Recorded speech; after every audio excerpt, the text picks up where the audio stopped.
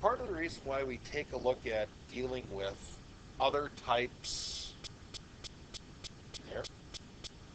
other types of equations and functions and combining them together is because we don't necessarily have a way of building a whole big equation out of one thing. You probably noticed that trying to come up with a function for your models has been rather difficult at times, right? Because you're trying to look at the whole picture and put everything together at one time. It doesn't always work. So we have to be able to take this idea of grabbing different pieces and putting them together so that we can come up with a solution for this. Now, the idea of profit is one of these things.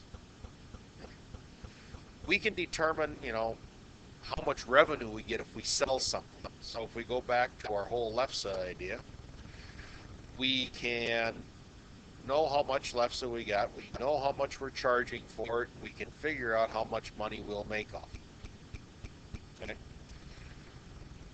How much does it cost to make the lefse? Well, then we've got that. Okay. So I can figure out how much I'm going to make if I sell it all, how much it's going to cost me to make it all. When I take those two and subtract them, I end up with profit. Now, more often than not, we end up having to deal with a few more things. You'll notice that this here is a quadratic. I mean, you'd think if you sell something, you make more money, right? But what happens if everybody in town is making lefse and selling? Do we have too much lefse in town? Do we have a lefse stockpile? I mean, we got lefse stacked up, like snowdrifts. So that's going to drive the price down, isn't it? Is everybody going to want to buy the lefse then? So we have to kind of be aware of a lot of those things. So one of the things that we're going to be looking at here is solving radical equations. And radical doesn't mean that, ooh, they're really strange. They're just within radicals. So what we need to do is isolate the radical on one side. We square both sides to undo them. Now, all solutions must be checked in the original, and only those that satisfy. I mean, you've been told before that you get an answer, you're supposed to check it to see, does it actually work? Okay. So that's what we need to go through and do. I want to go through and solve this. So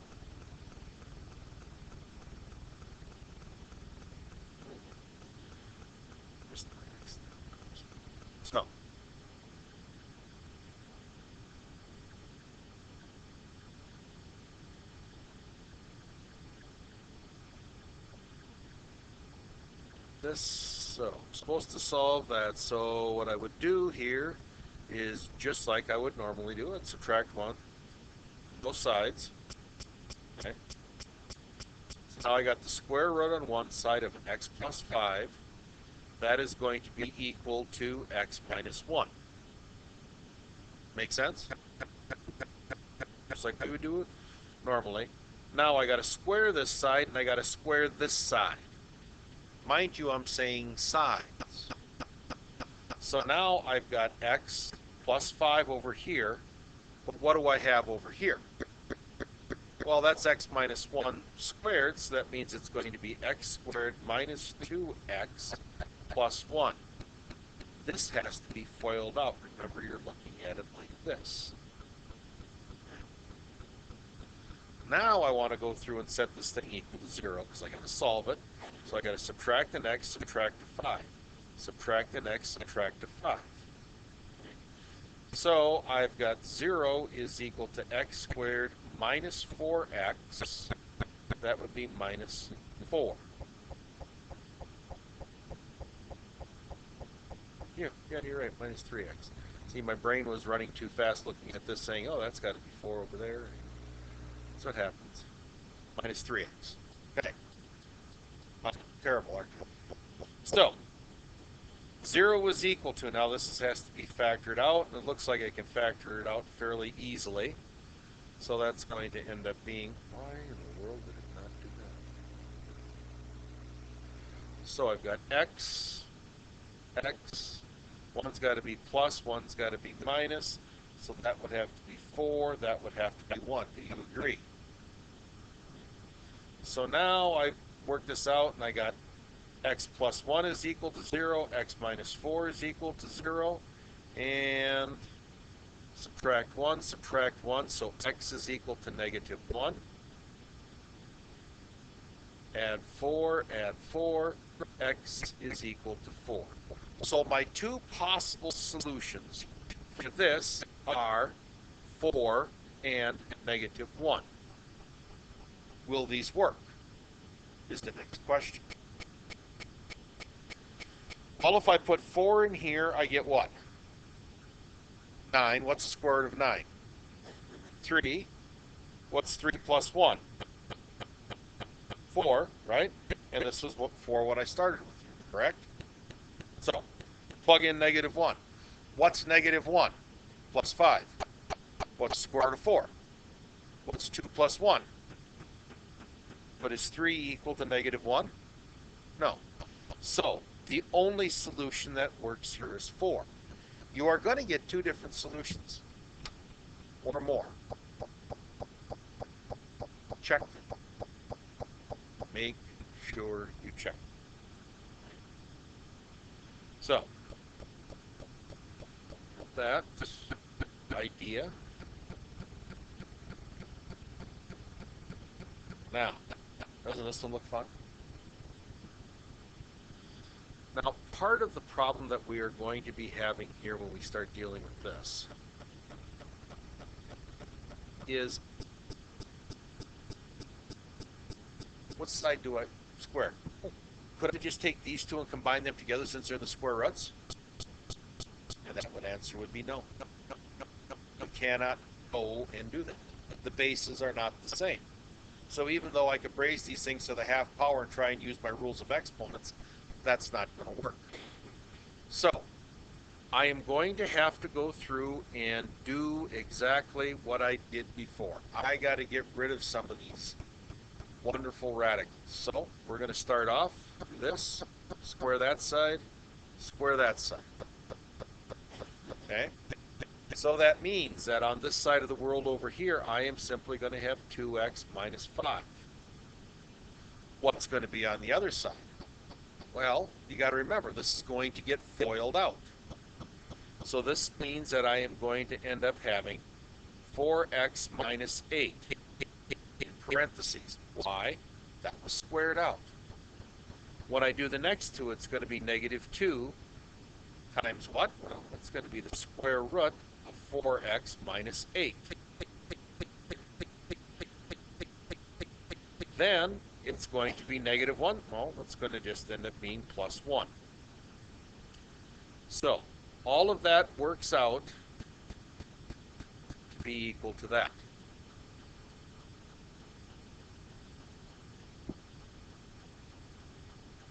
For those of you that like foiling in your head, does this really work well for you? Do you see it? See, that's part of the problem. When everybody says, oh yeah, I can foil it out in my head, that's a wonderful thing. The problem is, when it comes down to this, the process is lost because you didn't write it out to begin with. And trust me on this, when I say that that's the way it is more often than not. The process is lost. So, 4x minus 8. Just going to erase that back a little bit, and this is going to be minus 1. Okay, so if I take 4x minus 8 times 4x minus 8, those are square roots, right?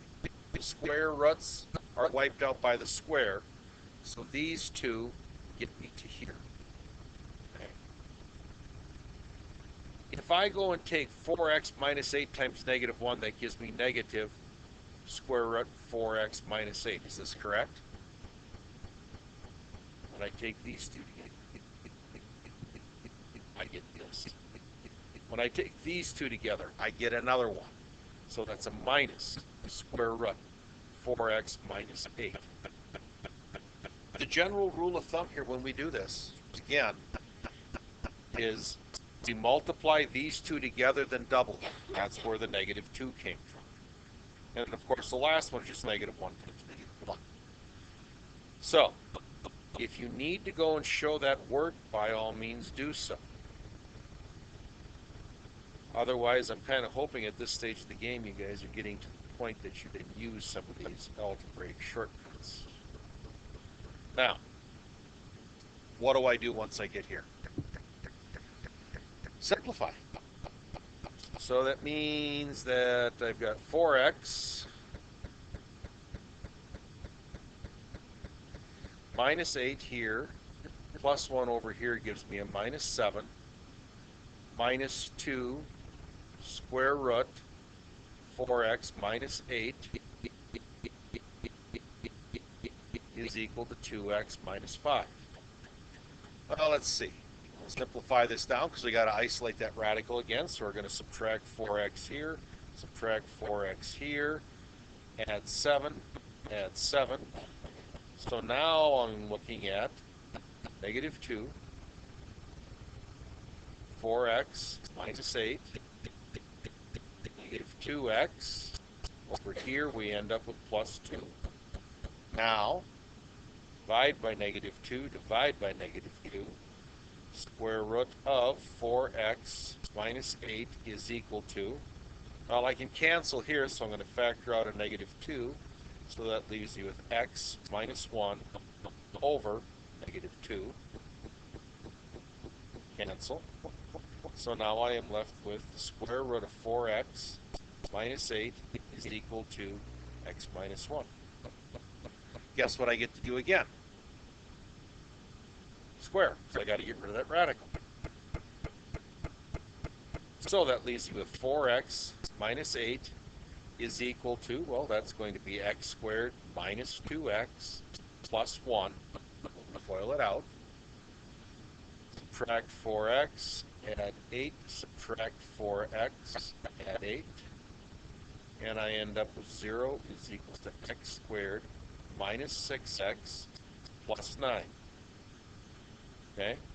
So 0 is equal to, this factors out. I got an x and an x, that's minus and a plus, so I know that it's going to be a negative here and a negative here. So, would that be negative, would that be that? -3 and -3? So I've only got one solution.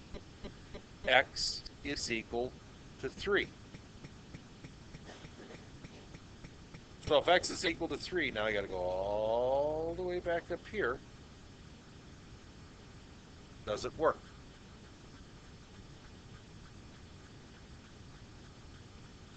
Well, what's 4 times 3? 12. What's 12 minus 8? 4. What's the square root of 4? What's 2 minus 1? 1. What's 2 times 3? 6. Minus 5. Square root of 1. So the solution works. Now, if I am not mistaken, back when you guys was in Algebra 1 and didn't like to write out your work, I had told you that you were going to run across problems that were going to require a whole lot of writing. I wasn't lying, was I? And this here, aside from squaring to both sides and the foiling bit, basic algebra. Terrible, aren't they? These are just the plain old steps. So for those of you that are looking at this and going, it's not bad. It just requires time. So,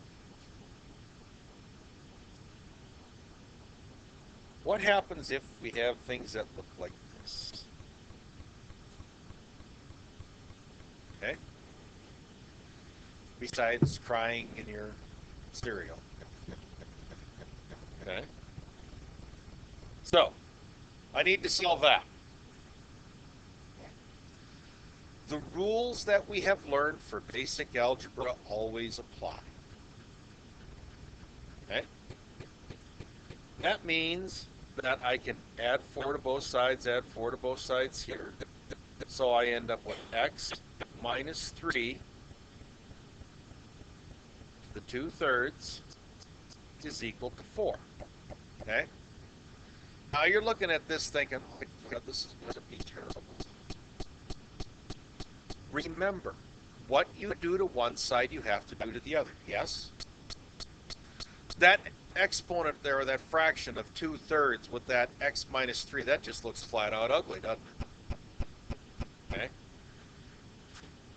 It's just too bad, if this was a regular old linear equation, we had a fraction, we could always use the reciprocal, right? Guess what? We can't use the reciprocal to get rid of that 2/3 with that variable. So I am going to take both sides to the power of 3 over 2. Both sides to the power of 3 over 2. When I take a power to a power, I just multiply them together, correct? If I take a fraction, multiply it by its reciprocal, it goes to what? 1. So now I have x minus 3 over here is equal 4 to the 3 over 2 power. That's ugly, isn't it? One of the ways that you can deal with this, if I have 4 to the 3 over 2, that is the same as 4 to the 1/2 power cubed, correct? What's the 1/2 power? Square root. So whenever you see a 2 in the denominator, you can take the square root of it. So what's the square root of 4? 2. What's 2 to the 3rd power? 8. Now, of course, you could have just slammed 4 to the 3 over 2 power into your graphic calculator and came up with the answer of 8, but it's more fun doing it this way. So that means x minus 3 is equal to 8. Add 3, add 3, x is equal to 5. We got to check. What's 5 minus 3? 2, right? Well, you don't like 5? 11. One of those things.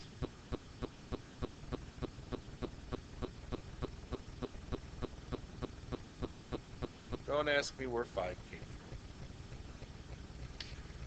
from. 11. What's 11 minus 3? 8. Ooh, 3rd root, 8. What's the 3rd root of 8? No. What's the 3rd root of 8? You have 3 numbers that are exactly the same, multiply together to give me an 8. 2. So the 3rd root of 8 is 2. What's 2 to the 2nd power? 4. What's 4 minus 4? Does it work? Yes, it does. You must always check. Must always check. So, quadratic inequalities. Okay? Write an equivalent inequality with x with 0 on one side and the function on the other. Create a sign diagram that uses the solutions from step 2 to divide the number in line into intervals. Okay? Pick a test value and then determine whether or not it's going to work. Now, we use this idea actually a little bit more when it comes to graphing, determining where it's above and where it's below, looking for bunches of other little things that we can do with graphs. But suffice it to say, this is the fun stuff. Actually, it is. So I want to solve this inequality. I want to know where this is going to happen. So now I want 0 on one side and I want the rest of it on the other side.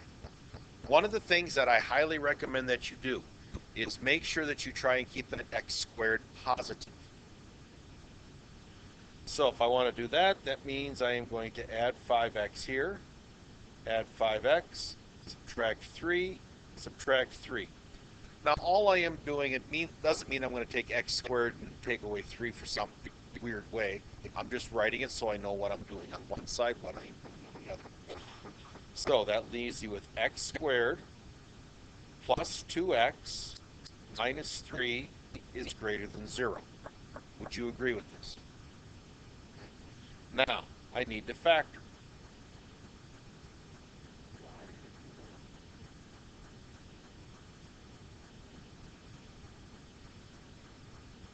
I have an x, I have an x. One's plus, one's minus. That's 3 and that's 1. Do you agree? So that means that x is equal to negative 3 and x is equal to 1.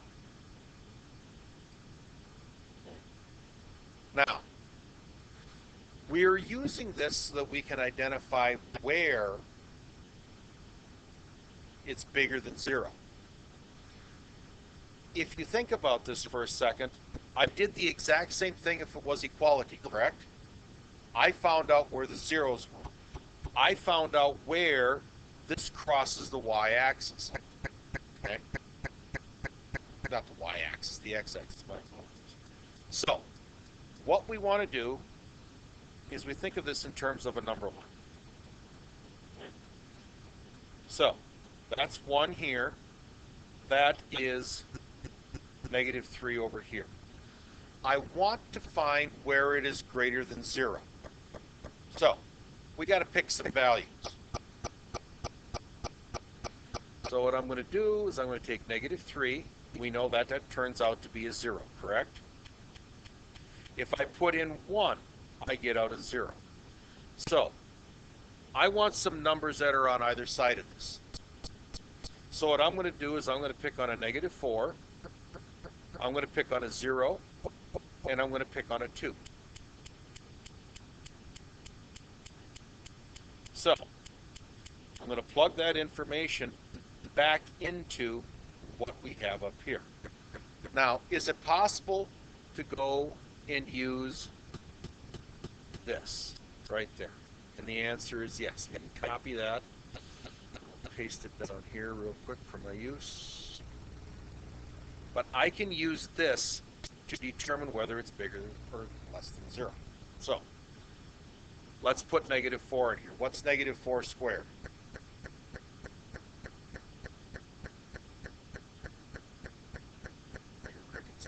What's negative 4 squared? That's 16. And 2 times negative 4, minus 8, minus 3. So what is 16 minus 8 minus 3 going to give me? 5. So,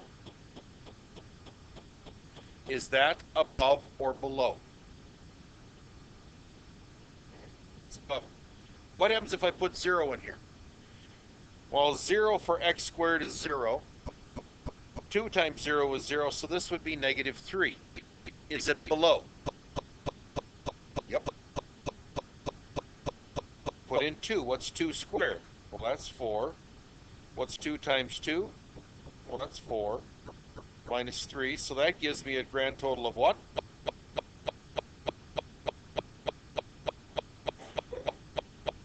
Yeah, can't write. 4 plus 4, 8, minus 3 is 5. Is that above? So, when I said we were using a number line to identify what the solutions were, that means I have an open circle here at 3, everything gets shaded down this way. Open circle at 1, everything gets shaded down this way. So the solutions would be for this, when you look at what they write down here in the text, you will see that they list it here as this.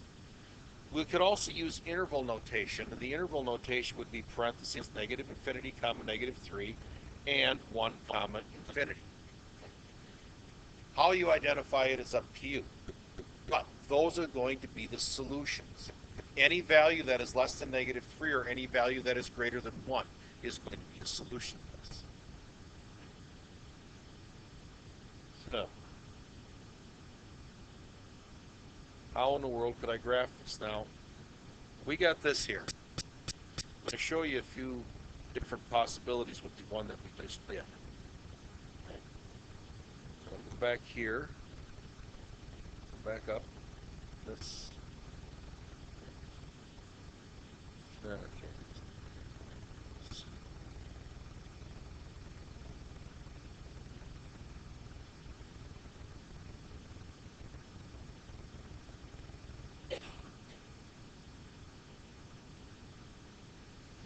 Okay. Y equals. I want to know where the left side is bigger than the right side, correct? So I could put in x squared minus 3x for one of them, and I could put in 3 minus 5x over here. I could tell it to graph. So it graphs it out. There's the first one. There's the second one. And so it's asking the question, where is this? Where's the first one? Larger than the second one, correct? We figured this out that it was supposed to be here at -3 and 1. Those were the zeros. If I go and put trace in here and I put in -1, it's above it. Whoop, -3, sorry. And I put -3 in there. I don't see enough of the graph, do I? So I'm going to take this and I'm going to move myself up a little bit more on the Y to, say, 20, graph. Okay. So I can see what's going on up here. There it goes. Okay. Actually, I'm going to have to go up a little bit farther, aren't I? Let's see. Let's go up to 25. Make life a little bit easier. I'm going to put this at 5, put that one at -5, graph. And sometimes you just got to play around with the graph so that you can see what's going on. Okay. Where is the first one bigger than the second one? Well, as it comes down, it intersects over here, correct? And every point here, the first line is above it. If I go and hit the trace at -3 and put that in there, you'll notice that it comes through there at that intersection. If I go and put in 1 on the trace, it puts it down here. And everything that is greater than that is above the line. Between these two spots is the only place where it is the other way around. Now, what about this? The graph that I've got here isn't necessarily the easiest to see. You got to sit there and look at it and kind of play around with it in your mind. Okay, which one is a bit bigger than that? What would happen if I would have just decided to put in this? X squared plus 2x minus 3. Graph. Now all I need to do is see where is the graph above 0. Hit the trace, I put in my -3. Anything smaller than -3 is above. I put in the 1. Anything to the right tends to be greater than it. So it's another way of identifying what is what. We can put both equations in there and look at the inequality. We can simplify it, put 0 on one side, find where the zeros are, and see from there. We're going to get the exact same answers. Okay? Now, some of the things that you got to be aware of. If the graph does this, how many different solutions am I going to get? Well, it turns out like this. If I am looking for it to be above, I'm going to get 2 solutions. If I'm looking for it to be below, I'm only going to get 1. It's going to be between. These 2 are pretty self-explanatory. Depending upon what you're looking at. Is it bigger than 0? Is it smaller than 0? Is it above the x-axis? Is it below the x-axis?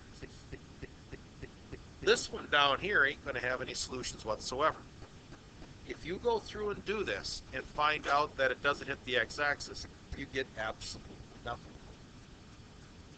So, when you take a look at the ones that are down here, they don't intersect the x-axis. There's going to be no solutions. Okay? Or they're going to be the entire graph and all the solutions. It's an either-or situation there, depending upon what you're looking for. Now, this kind of an equation is pretty much the staple of ACT tests. Okay? Model rocket is projected straight upward from the ground level according to the equation. Physics, where h is the height in feet and t is the time in seconds. During what time interval will the height of the rocket exceed 320 feet? Now, we can go through and try and mess around with this thing and figure out where the zeros are and everything else. The 16, 192, and 32 look like they're going to be easy to work with. Not necessarily. You can factor out a 16 out of it, that's fine. But back to the graphing calculator.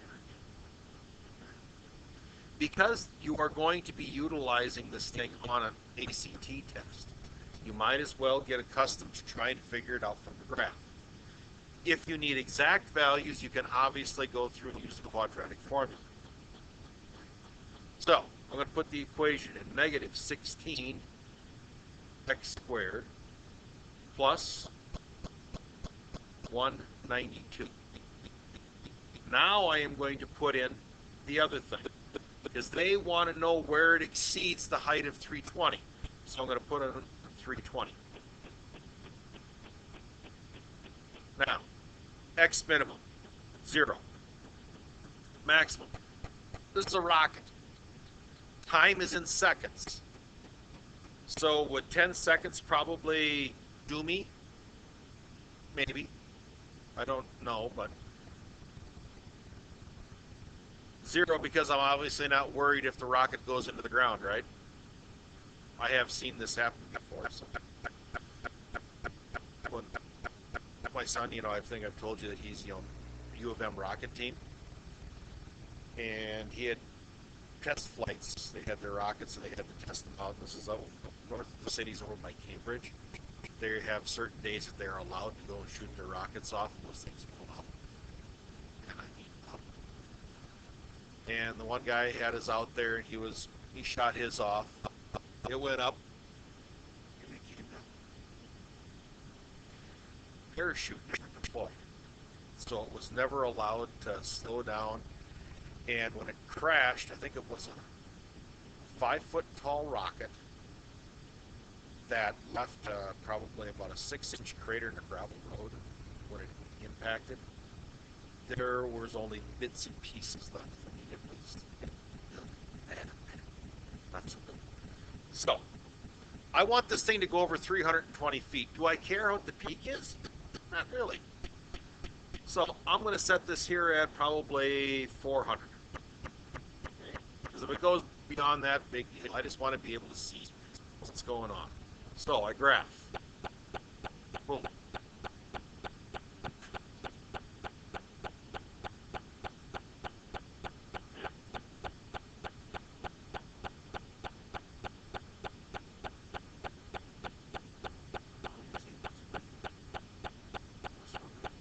Oh, I suppose it would help if I actually put that X in there. I'd say it was looking awfully odd there for graph. Ah, that's better. Makes me feel better. Otherwise, the rocket really didn't do much of anything. Okay, so I got to adjust my graph a little bit here. I'm going to take my window. I'm going to move it out to say 15 seconds and graph. Okay, so I've got this information here. The idea here is to go and find where it exceeded, during what time interval. So, next thing I'm going to do, so I'd show you this, is I'm going to go second trace, and I am going to go and ask for where does it intersect. First curve, yep. Second curve, yep. See what it does. Yes. It tells me it intersects over here. Okay. At how many time? What's the time interval? 10 seconds. So at 10 seconds, it was 320 feet off the ground. So what I'm going to do now is I'm going to move my outfit back this way. I'll put it into graph. Move over to the other side. Ooh, I got lucky there. I just guessed, because I wanted to tell it to do the intersection again. So between 2 seconds and 10 seconds the rocket exceeded 320 feet. Now please keep in mind the picture that you see there does not indicate height versus the distance away from the launch pad. It's time. So, between 2 seconds and 10 seconds, it was 320 feet above the ground. What happens if I wanted to know where it was at its maximum height? Well, that's no big deal. We go back up to the window. Let's say let's move that up to, say, 750. So we graph it out.